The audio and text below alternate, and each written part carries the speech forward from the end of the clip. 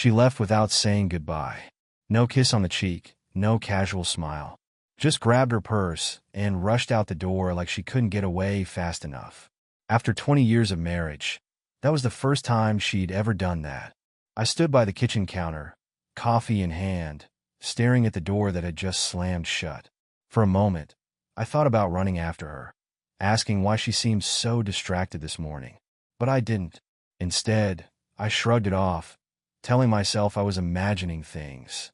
Mornings in our house were usually chaotic, but this one had been quieter than usual. Our youngest, Sophia, sat at the table, happily munching on her cereal and chattering about her class's upcoming field trip to the zoo. "Daddy, can we go too? You like giraffes, right?" she asked between spoonfuls. "Giraffes are my favorite," I said, smiling. Ellie, our 17-year-old, appeared next, dragging her feet as usual. "Morning," she mumbled, grabbing a piece of toast and heading straight for her phone. Typical teenager. "Don't forget you've got your math test today," I reminded her, earning a groan in response. Upstairs, Brad, our oldest, was probably still asleep. Being home from college for the summer meant his mornings started around noon, and that was fine by me. I like having him home. It reminded me of when the house was always full of noise and laughter. The past 20 years had gone by in a blur. Mornings like these, making breakfast, joking with the kids, rushing them out the door, had been the foundation of my life. I wasn't the kind of guy who needed much more than that. Mornings were also when Em and I usually connected, even if just for a moment. She'd sip her coffee while I packed Sophia's lunch, teasing me for putting too many snacks in the bag. But this morning, she'd barely spoken. She was out the door before I'd even finished my coffee. I brushed it off. Maybe she was just running late. By the time I dropped Sophia off at school and returned home, my own day was already filling up. Owning a business meant I rarely had downtime, and my small chain of auto repair shops kept me busy. I spent the next few hours going over invoices and scheduling shifts, losing myself in the familiar rhythm of work. Around lunchtime, I decided to call Brad and see if he wanted to grab a bite. He answered on the third ring, sounding groggy. "Already awake?" "Miracles happen," I joked. "Very funny, Dad," he replied, laughing. We met at a burger joint downtown, one of our favorite spots. Sitting across from him, I couldn't help but feel proud. He was smart, driven, and had a great sense of humor. Despite everything life threw at us, I felt like I'd done okay as a dad. After lunch, I swung by Sophia's school to drop off the water bottle she'd forgotten. When I got there, she ran up to me, her little arms wrapped around my leg. "You're the best, Daddy," she beamed. It was moments like these that made all the chaos worth it. The day passed quickly, and by the time evening rolled around, the house was back to its usual hum. Sophia was running circles around the living room with her stuffed animals. Ellie was upstairs FaceTiming her friends, and Brad was raiding the fridge. When walked through the door just before dinner, she looked tired but managed to smile. "Long day?" I asked, handing her a glass of water. "You have no idea," she replied, sinking into a chair. Everything felt normal again, or at least close enough. I didn't press her about the morning. There was no reason to. The morning started like any other. I made breakfast for Sophia, heart-shaped pancakes, her favorite, while Em sat at the table with her coffee, scrolling through her phone. "Do giraffes eat pancakes, Daddy?" Sophia asked between bites. "I think they might," I said, laughing, "but only heart-shaped ones." She giggled, her mouth sticky with syrup, and Em smiled at us. It felt like things were back to normal after yesterday's odd start. The day passed in a rhythm I knew well. I dropped Sophia off at school and went straight to work. My auto repair business kept me busy, but it was a good kind of busy. I like solving problems, keeping things running smoothly. It gave me a sense of control, something solid to rely on. By lunchtime, my phone buzzed. It was Brad. "You free for lunch again, old man?" he teased. "Old man? Careful, or I'll forget to pay for your food," I shot back, grinning. We met at the same burger joint as the day before. He filled me in on his latest classes, internship interviews, and a girl he'd been seeing. Listening to him talk, I couldn't help but feel proud. Brad had turned out better than I could have hoped. A good head on his shoulders, a sharp sense of humor. He reminded me a little of myself at his age. After lunch, I stopped by the store to pick up a few things for dinner. Em had asked me to grab some extra vegetables for the stew she wanted to make. When I got home, The house was alive with the usual noises. Sophia playing with her dolls in the living room, Ellie talking loudly on FaceTime upstairs. Vegetables delivered, I called out as I walked into the kitchen. Perfect timing, Em said, smiling as she chopped onions. She seemed relaxed, humming softly to herself as she cooked. I leaned against the counter, watching her. She still looked as beautiful as the day I met her, even with her hair pulled back in a messy ponytail. Over dinner, we all laughed and joked, the way we always did. Sophia told us about her school project. Ellie complained about a teacher, and Brad recounted a ridiculous story from college. It was one of those evenings that reminded me why I love this life so much. After we cleaned up and put Sophia to bed, Em sat down next to me on the couch. I was thinking, she said, tucking her legs under her. It's been a while since I've had a weekend to myself. Karen's been asking me to come out to her cabin with the girls.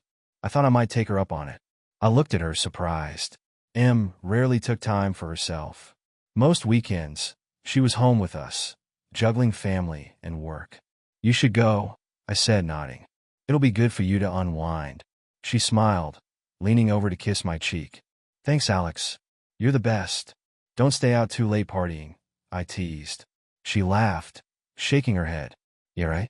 Knowing Karen, we'll be in bed by 9. That night, as I lay in bed, I thought about how long it had been since we'd both truly relaxed. Life had a way of pulling you in 100 directions at once, and sometimes you forgot to just breathe. I told myself that maybe this weekend was exactly what needed to recharge. As I drifted off to sleep, I felt at peace. Everything seemed to be falling back into place. Saturday morning started with the sound of suitcases zipping and Sophia running around the house, tugging at Emma's shirt. Are you really leaving, Mommy? Sophia asked, her eyes wide. Just for a couple of days, sweetheart, said, kneeling down to hug her. I'll be back before you know it. She kissed Sophia on the forehead, then turned to me. Don't let her eat too much candy, she said with a teasing smile. No promises, I joked, waving as she walked out the door.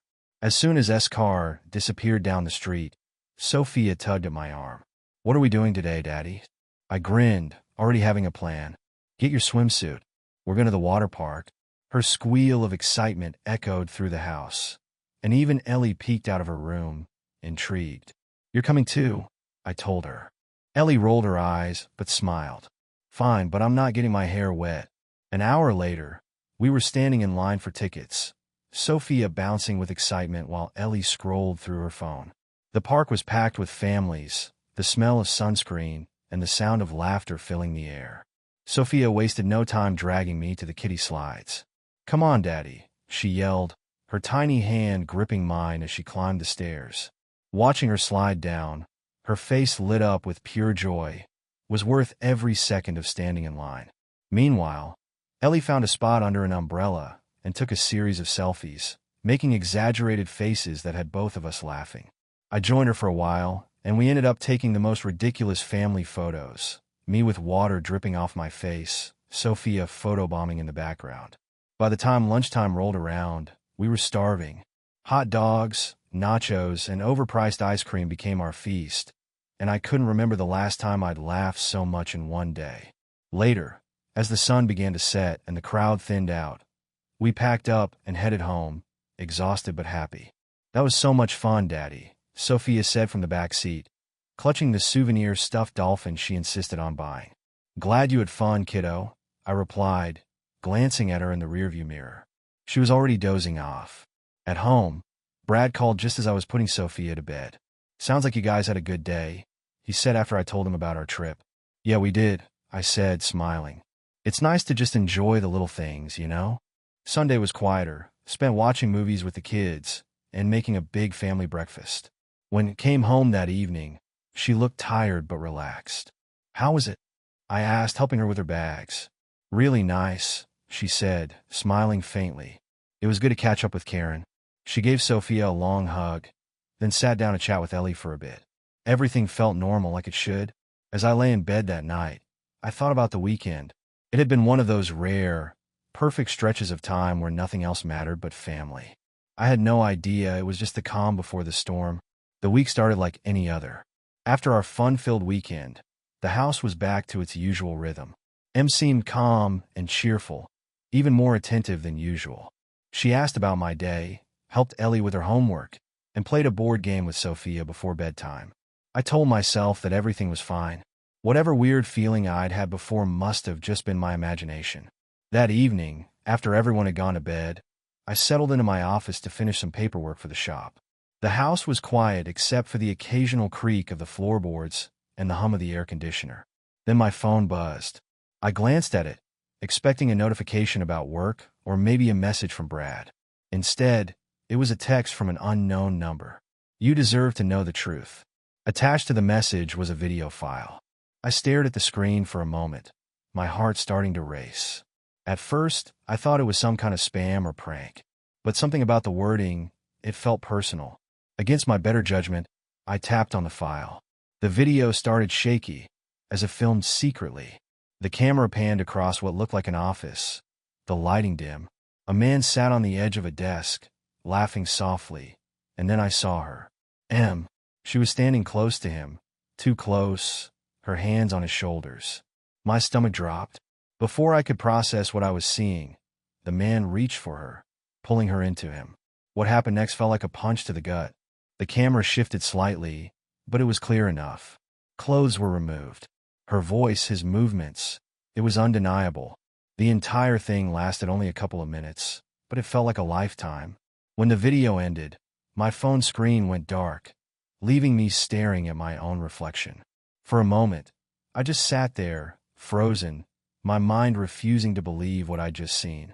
My chest tightened, my breaths coming out shallow. This couldn't be real. This couldn't be Em. But it was. I replayed the video, hoping to convince myself it wasn't her. But it was. Her laugh, the way she moved, it was unmistakable. Anger boiled inside me, sharp and overwhelming. My hands clenched into fists, and for a split second, I thought about storming upstairs, waking her up, and demanding answers. But then I stopped myself. I couldn't afford to lose control. Not yet. Instead, I saved the video to a secure folder on my phone and leaned back in my chair, staring at the ceiling. My mind raced, replaying every moment from the past few months. Her late nights, the weekend with Karen, the distant look in her eyes. All the little things I'd ignored now screamed at me. I sat there for what felt like hours, trying to process it all. The woman I'd built my life with, the mother of my children, had betrayed me in the worst possible way.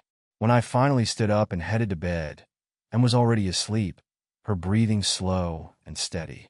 I stood in the doorway, watching her for a moment. She looked so peaceful, like nothing was wrong. I clenched my jaw, turned off the light, and left the room. Tomorrow, I'd figure out what to do.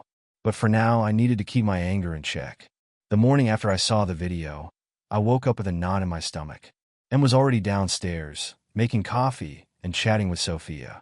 Her laughter floated up the stairs, light and carefree, like nothing had changed. But everything had. I took a deep breath, forcing myself to act normal. Storming into the kitchen and confronting her wasn't an option. Not yet. I needed time to think, to plan. "Morning, Daddy," Sophia chirped as I walked in. She was sitting at the table, her plate stacked with pancakes. Em glanced up and smiled at me, holding out a mug of coffee. "Morning," I said, keeping my voice steady. Em seemed completely at ease. She talked about her weekend with Karen, asked about my day ahead, and reminded Ellie to pack her gym clothes for school. I nodded along, answering when necessary, but my mind was miles away. After breakfast, I dropped Sophia off at school and went straight to my office. I couldn't focus on work. The video kept replaying in my head. Every time I thought about it, a fresh wave of anger and betrayal hit me. By noon, I couldn't take it anymore. I called Brian, my lawyer. "Brian, it's Alex. I need to talk to you. It's urgent." We met that afternoon at his office. I showed him the video, my hands trembling as I handed over my phone. Brian watched in silence, then looked up at me, his expression serious. "Well, this changes things," he said. "If you're serious about divorce, this is solid evidence. But you need to be smart about this, Alex. Don't confront her yet. If she senses something, it could complicate things. What do I do?" I asked, my voice raw. "Start protecting your assets," Brian said firmly. separate your finances, prepare your business, and make sure you have a plan for custody. This video will give you leverage, but you need to play it cool for now." I nodded, taking it all in. It felt overwhelming, but I knew he was right. That evening, I returned home and slipped back into my role. I helped Sophia with her homework, joked with Ellie about her favorite TV show, and ate dinner with like everything was fine. "How was your day?" she asked, pouring herself a glass of wine. "Busy," I said, forcing a smile. "You?" "Same," she replied, her tone light. Inside, I was screaming, but on the outside, I was calm, composed. I couldn't let her see the cracks. Not yet. As I lay in bed that night, staring at the ceiling, I made my decision. The time for confrontation would come, but not now. First, I needed to protect what mattered most: my kids, my business, and my future. Over the next week, I threw myself into action. The video was a constant weight in my pocket, but I knew that acting on impulse would only make things worse. I needed to protect what mattered most: my kids, my business, and everything I'd worked so hard to build. First, I opened a new bank account in my name only. I started transferring small amounts from our joint account, just enough that it wouldn't raise suspicion. Every time I moved money, I felt a pang of guilt. This wasn't how I'd ever imagined handling my finances. But guilt wouldn't keep my family secure. I also made a call to my accountant, explaining that I needed to reorganize some of the business accounts. It wasn't a complete lie. I had plans to transfer ownership of the company into a trust under my mother's name. Emma had never been involved in the business. She barely knew how it operated, so I doubted she'd notice any changes. At home, I played my part perfectly. I laughed at Sophia's jokes, helped Ellie with her college applications, and even joined Em in watching a show we both liked. She seemed completely at ease, oblivious to the storm brewing just under the surface. One evening after dinner, I casually mentioned selling one of our cars. "It's getting old," I said, shrugging. "Might as well trade it in while it still has value." Em barely looked up from her phone. "Sure, whatever you think is best." That night, I finalized the sale online, quietly moving the funds into my new account. It was a small victory, but every step forward made me feel a little more in control. The hardest part was keeping my emotions in check. There were moments when I'd catch myself watching Em, wondering how she could sit there so calmly after what she'd done. The betrayal still burned, but I couldn't let it show. On Friday, I met with Brian again to review my progress. "You're doing everything right," he said, nodding approvingly. "But remember, Alex, timing is everything. Once you file for divorce, things can get messy fast. Be ready." "I will," I said, my voice steady. "I just want to make sure she can't touch what's mine." That night, I sat in my office, going through old paperwork from the early days of my business. Seeing the receipts, the contracts, the long hours I'd put in, it reminded me why I was doing this. I wasn't just protecting myself. I was protecting the future I'd built for my kids. As I filed the last document away, Sophia poked her head into the room. "Daddy, can you read me a story?" "Of course, sweetheart," I said, setting everything aside. I followed her upstairs, her little hand in mine. Sitting beside her bed, reading about princesses and dragons, I felt a sense of clarity. No matter how hard this got, I wasn't going to let MS choices ruin what I'd built for my family. By the time Friday evening rolled around, I was ready. The papers were filed, the assets were protected, and my mind was clear.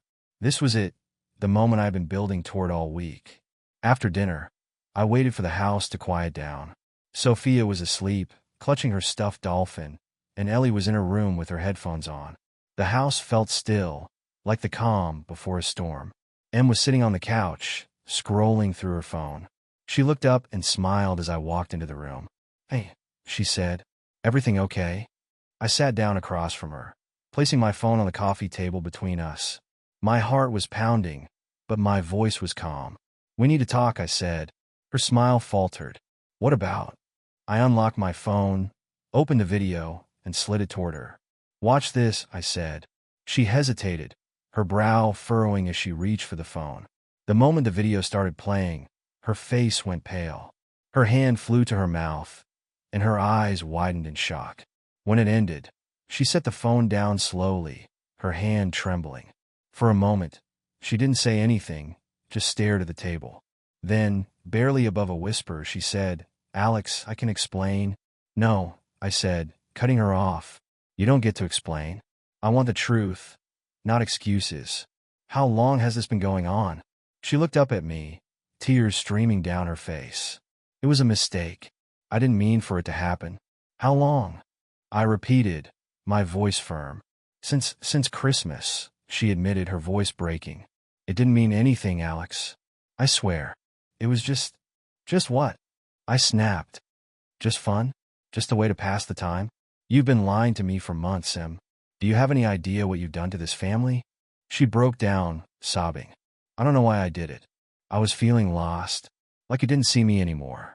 I wasn't trying to hurt you, Alex. Please, you have to believe me." Her words stung, but I refused to let her twist this into my fault. "You weren't trying to hurt me? You've been sneaking around behind my back, and you think that doesn't hurt? What about the kids? What happens when they find out what you've done?" "I'll do anything," she begged, reaching for my hand. "Just don't do this. Don't end us. We can fix this." I pulled my hand away, standing up. "There's nothing left to fix. I already filed for divorce." Her face crumpled, and she let out a choked sob. "Alex, please. I'm done," I said firmly. "This is on you, Em, not me." I turned and walked out of the room, her sobs echoing behind me. When I got to my office, I closed the door and leaned against it, exhaling deeply. The weight of the confrontation hit me all at once, but instead of pain, I felt relief. It was over. The lies, the pretending, the endless second-guessing, it was all over. Now it was time to focus on what really mattered, my kids and our future. The days following the confrontation were heavy with silence. Em tried to act like nothing had changed, going through the motions of her routine, but the tension between us was impossible to ignore. I kept my distance, speaking to her only when absolutely necessary. Even then, my responses were clipped and cold. The kids began to notice. "Dad, is everything okay with you and Mom?" Ellie asked one evening as we were cleaning up after dinner. Her voice was tentative, like she already knew the answer but didn't want to hear it.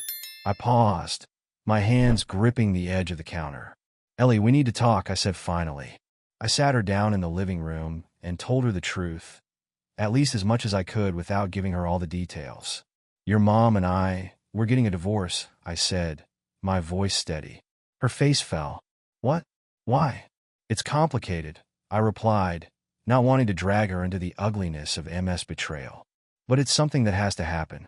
Just know that I love you and your sister, and that's never going to change." She stared at me for a long moment before nodding slowly. "I get it," she said softly. I don't know how to feel about this." "It's okay to feel upset," I said. "It's a lot to process." Later that night, I called Brad. He deserved to know too. When I told him about the divorce, he was quiet at first. "Is it because of Mom?" he finally asked. "Yeah," I admitted. "It is." There was a pause, and then he sighed. "I can't believe she'd do this to you. To us."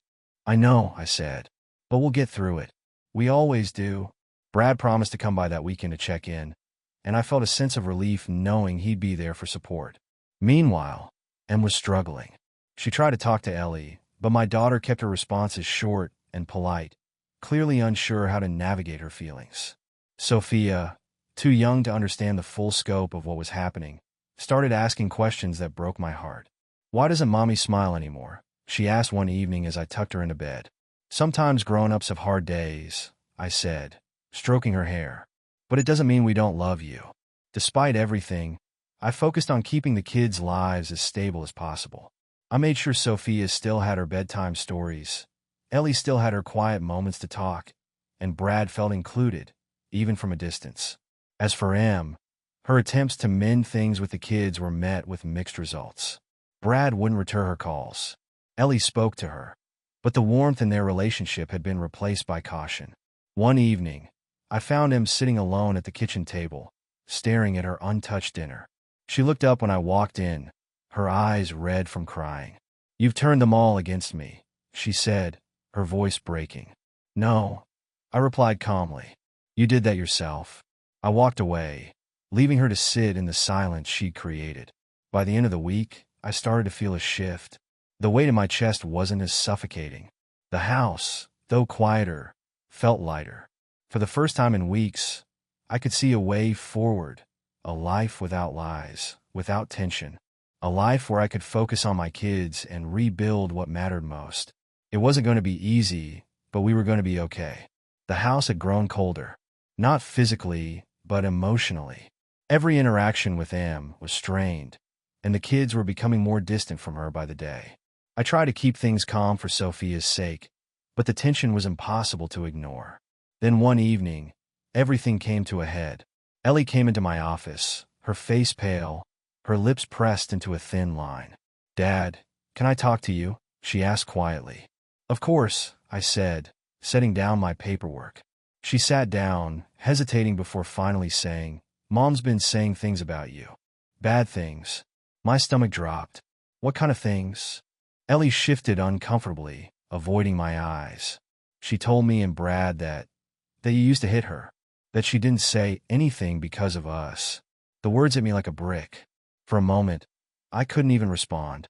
"She what?" I finally managed to say, my voice barely above a whisper.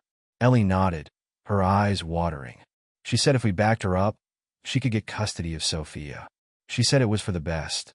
I felt my chest tighten with anger. "And what did you say?" Ellie looked up at me, her expression hardening. "I told her she was lying. I told her I've lived in this house my whole life, and I've never seen you raise a hand to anyone." My throat burned, a mix of gratitude and pain flooding through me. "Thank you for standing up for the truth," I said quietly. Ellie shook her head, her voice trembling. "I don't understand her, Dad. How could she do this? How could she try to drag us into this mess?" Before I could answer, Brad walked in, his face flushed with anger. "She's unbelievable," he spat, pacing the room. "She called me earlier and told me the same thing. Said we needed to stick together as a family. I told her if she even thinks about dragging me into her lies, she can forget my name." Hearing my kids defend me, even in such a terrible situation, brought a lump to my throat. I reached out and put a hand on Brad's shoulder. "I'm sorry you both had to deal with this. You shouldn't have to." "It's not your fault," Ellie said firmly. She's lost it." Later that night, while the kids were upstairs, Em tried to talk to me. "Why are they turning against me, Alex?" she demanded, tears streaming down her face. "You've poisoned them against me." "No," I said coldly. "You did that yourself when you started lying to them. Don't you see what you're doing, Em? You're destroying any chance you have of a relationship with them." Her shoulders sagged, but the tears didn't stop. I don't want to lose them." "Then stop trying to manipulate them," I said firmly. The next morning, Brad and Ellie made it clear where they stood. At breakfast, Ellie told her mother directly, "If you ever lie about Dad again, you can forget my name." Brad nodded. "We're done with the games, Mom. Stop, or you'll lose us for good." Em didn't say a word. She just sat there, staring at her plate, the weight of her actions finally sinking in. As I drove Sophia to school that day, she hummed happily in the back seat, oblivious to the storm raging around her. I glanced at her in the rearview mirror and felt a renewed sense of purpose. No matter what, I was going to protect her from all of this. Em was burning every bridge she had left, and there was no turning back. The day the court finalized the divorce, I felt a strange mix of emotions. Relief, mostly, but also a quiet sadness for what could have been. 20 years of marriage reduced to a stack of papers and a judge's signature. But as I walked out of that courtroom, I knew one thing for sure. My kids and I had a future to build. The judge had ruled in my favor. I was granted full custody of Sophia, with Em allowed supervised visitation. The house, the majority of the savings, and, most importantly, my business were protected. Em left the courtroom looking defeated, her lawyer patting her on the shoulder as she wiped away tears. I didn't feel satisfaction seeing her like that, just finality. Back home, life slowly began to take on a new rhythm. The house was quieter now, but it felt lighter, freer. Brad and Ellie were fully on board, stepping up to help with Sophia whenever I needed it. Brad even started coming to the shop more often, asking questions about the business. "You think I could take this over one day?" he asked one afternoon. "Absolutely," I said, smiling. Ellie, meanwhile, seemed to find comfort in spending more time with Sophia. I'd often find them on the living room floor, drawing together or watching cartoons. She'd grown into an incredible young woman, and I couldn't have been prouder. Em tried reaching out to the kids, but the damage had been done. Brad refused to answer her calls, and when she stopped by unexpectedly one afternoon, he didn't even come downstairs. Ellie, always the more empathetic of the two, met her at the door. "You can't keep showing up here, Mom," she said, her voice firm but calm. "I just want to talk," pleaded. Ellie shook her head. "You said some awful things, and you need to understand that we're not ready to forgive you. Maybe we never will." As for Sophia, she saw her mom during their scheduled visits, but the bond they once had seemed distant now. She clung to me more than ever, always seeking reassurance that I wasn't going anywhere. One evening, as we sat down for dinner, Brad brought up something that caught me off guard. "You've been different lately, Dad," he said, a teasing smile on his face. "Happier?" "I think I am," I admitted. "It's been tough, but I think we're finally moving forward." The truth was, I had started to feel lighter. The anger, the betrayal, they weren't gone entirely, but they no longer consumed me. Instead, I focused on what I had: 3 amazing kids and a second chance at life. We ended that evening sitting around the fire pit in the backyard, roasting marshmallows and telling stories. Sophia's laughter echoed into the night, a reminder that no matter how bad things had gotten, we'd made it through. I looked around at my kids, my family, and felt a sense of peace I hadn't felt in years. We weren't perfect, and there was still work to be done, but for the first time in a long time, I felt hopeful. We were rebuilding, one step at a time, and this time it was going to be on a stronger foundation.